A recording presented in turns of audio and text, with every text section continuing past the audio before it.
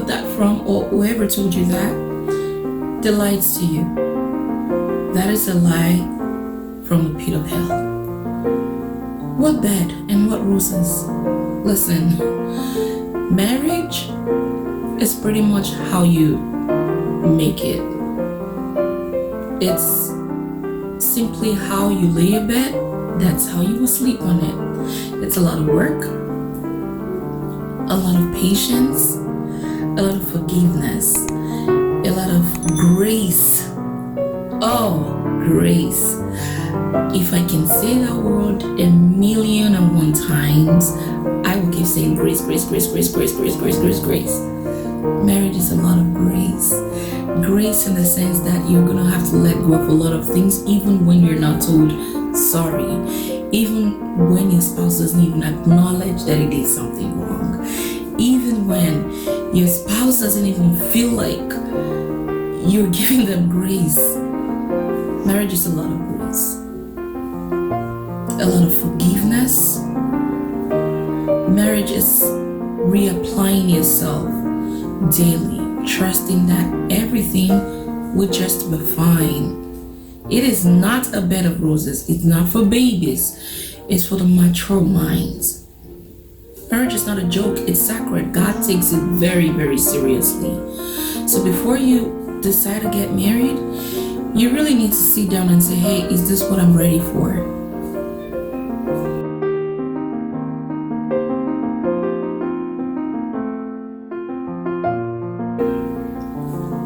Premarital counseling, it's a very good one to do before you're married.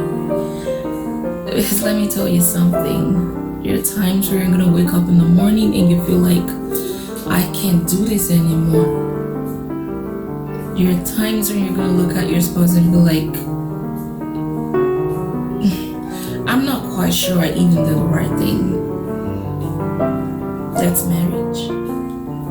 But knowing that you're not gonna give up, knowing that it's not just a convenience store that you go to when you need something really quick and just get out whenever you want,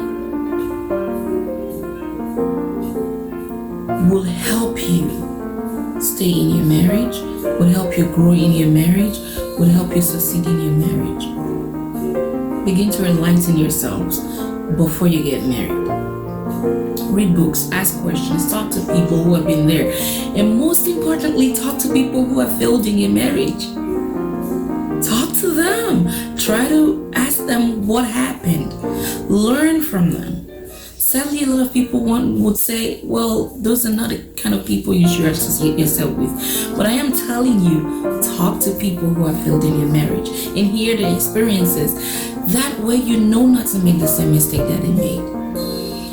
Talk to people who have been successful with theirs, who are still growing in love. Ask them what their secret is. Ask them what they do every single day.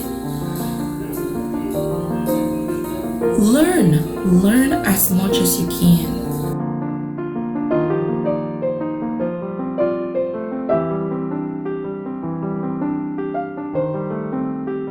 For those of you who are already married and you're saying right now, like, how come nobody told me marriage is not a bed of roses? Listen up.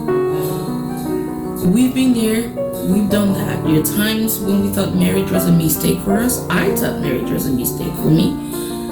There were times where I felt, oh, I made the biggest mistake. I should have waited before I got married. But grace is always sufficient. There's always the wisdom of God to guide us. And we thank God for amazing people that are in our lives that we can go and talk to when we feel like, listen, things are not working in the right direction right now, and we need someone to talk sense into us, and we will sit down and listen. Look for those people. One advice I give to people who are going to get married, I say, listen,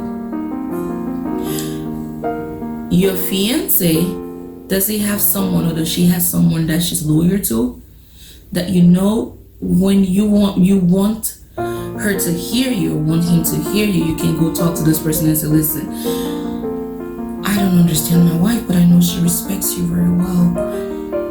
This is what the problem is. Let that person have someone they can at least listen to. Because if you get married to someone who is loyal to nobody, you are in for the biggest mistake of your life. When you run into problems, you are going to be all by yourself. Good thing you can pray, you can talk to God, but sometimes we just need that physical being that we can go to and just cry to and say, hey, listen, I need you to talk sense into my spouse because I know that they will hear you. Don't be proud to say, well, I got it. I don't want third party. Look for a good third party. Everybody's not bad. Everybody's not out there to destroy your marriage. Everybody's not out there to laugh at you. The people who are really willing to help you. Look for them. Do not for one day think that you're going to wake up every morning having breakfast in bed. It could happen once, twice, every other time. But marriage is way more than that. Marriage is building a home.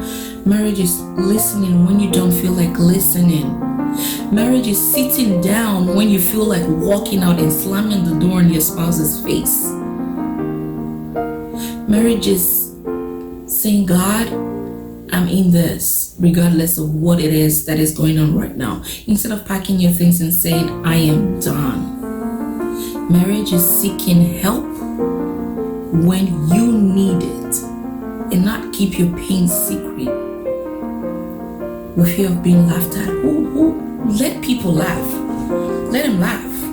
If they want to laugh, but save yourself and save your home. Marriage is keeping quiet when you have a lot to say that will probably be so hurtful because you are hurt at a time.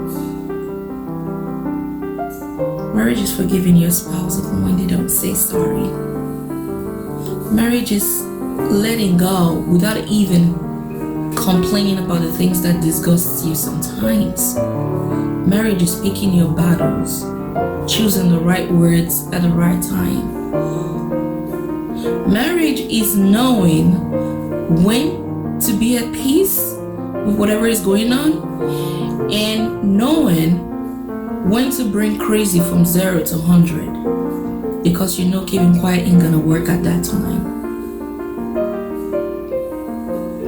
Marriage is praying for your spouse when you just feel like cussing them out. It is not a bed of roses.